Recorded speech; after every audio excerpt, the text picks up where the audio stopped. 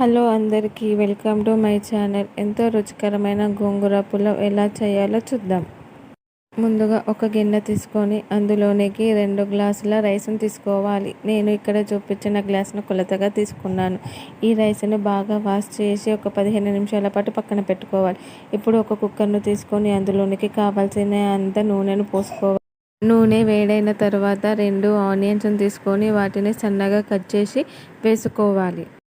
Onions goldish కలర్లోకి వచ్చేంత వరకు గ్యాస్ని సిమ్లో పెట్టి వేయించుకోవాలి. ఇక్కడ నేను చూపించినట్టుగా ఆనియన్స్ గోల్డ్ కలర్లోకి వచ్చేంత వరకు వాటిని వేయించుకోవాలి.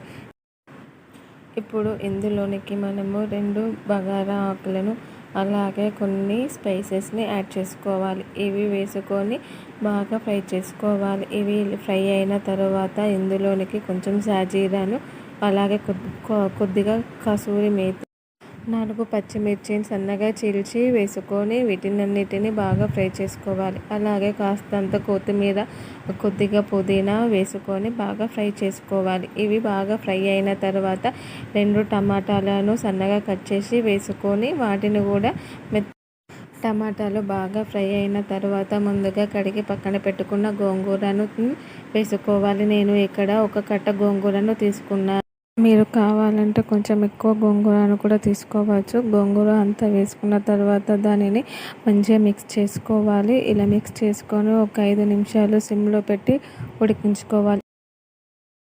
ఇలా ఫ్రై అయిన తర్వాత ఇందులో 1 టేబుల్ స్పూను అల్లము, 1 టేబుల్ స్పూను పసుపు, కావలసినంత ఉప్పును వేసుకొని బాగా ఫ్రై చేసుకోవాలి. మీరు కొంచెం స్పైసీ ఎక్కువగా తింటే ఇక్కడ కొద్దిగా కారం కూడా వేసుకోవచ్చు. 1 టేబుల్ స్పూన్ ధనియాల పొడిని కూడా వేసుకొని దానిని కూడా బాగా ఫ్రై చేసుకోవాలి.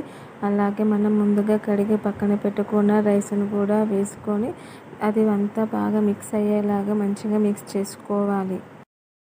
ఇక్కడ రైస్లోని వాటర్ అంతా డ్రై అయ్యేలాగా దానిని అంతా మంచిగా ఫ్రై చేసుకోవాలి. ఇలా ఫ్రై అయిన తర్వాత వాటర్ తీసుకోవాలి. నేను ఇక్కడ 2 గ్లాసుల రైస్ తీసుకున్నాను కాబట్టి 3 గ్లాసుల వాటర్ పోసుకున్నాను. ఇందులో కాస్తంత పుదీనా కొత్తిమీర వేసి కుక్కర్ మూత పెట్టాలి.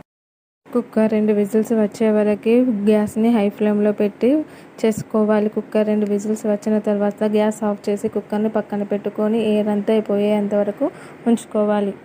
కుక్కర్ని ఓపెన్ చేసి చూస్తే ఎంతో రుచికరమైన గుమగుమలాడే గోంగూర పులావ్ రెడీ అయినట్టే. దీన్ని సైడ్ డిష్ లేకుండా కూడా తినవచ్చు. ఈ గోంగూర పులావ్ని మీరు కూడా ట్రై చేసి ఎలా వచ్చిందో నాకు కామెంట్ చేయండి. మా వీడియో కనుక మీకు నచ్చినట్లయితే లైక్ చేయండి, షేర్ చేయండి, సబ్స్క్రైబ్ చేసుకోవడం మర్చిపోకండి.